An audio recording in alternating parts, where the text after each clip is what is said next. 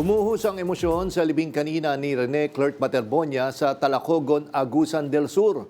Muli namang nanawagan ang kanyang ina ng katarungan para sa kanyang anak.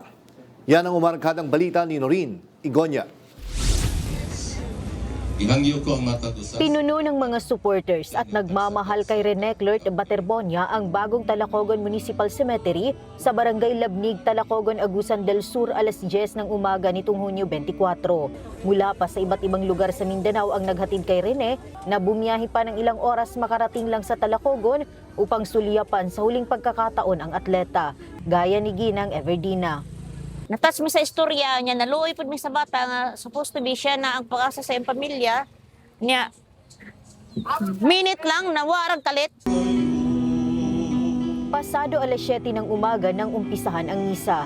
Mag-aalas 10 naman na nga dumating sa sementeryo ang mga labi ng atleta. Doon ay nakahanda na ang kanyang himlayan. Gagawan din ng lokal na pamahalaan ng Musuleyo ang kanyang libingan. Tanda ng kanyang pagbigay ng karangalan sa kanilang bayan.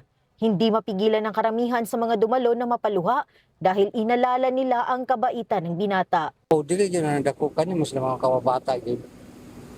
Pag may para sila magdodua basketball. Mau gani ako sa'yo. Kita dubuhat siya sa'yo pagkatao. Dito na rin nagbigay ng kanyang huling mensahe sa anak si Rovelyn, ang nanay ni Rene. Dito na bumuhos ang emosyon ng lahat ng mga nakiramay.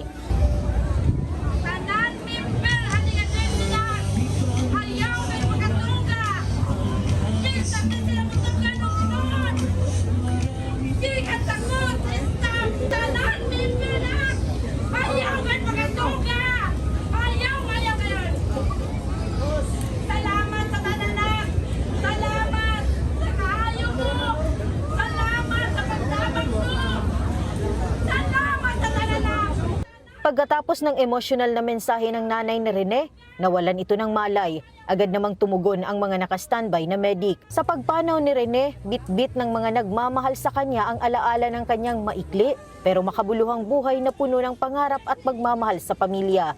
Sa mga dadaang taon, kada June 8, maaalala ng mga taga-Talacogon ang buhay ni Rene tuwing Rene Clerk Bobet Baterbonia Day na idineklara ng lokal na pamahalaan ng Talacogon. Mula dito sa Talacogon, Agusan del Sur, ako si Noreen Igonya ng PRTV News, nagseserbisyo para sa Pilipino.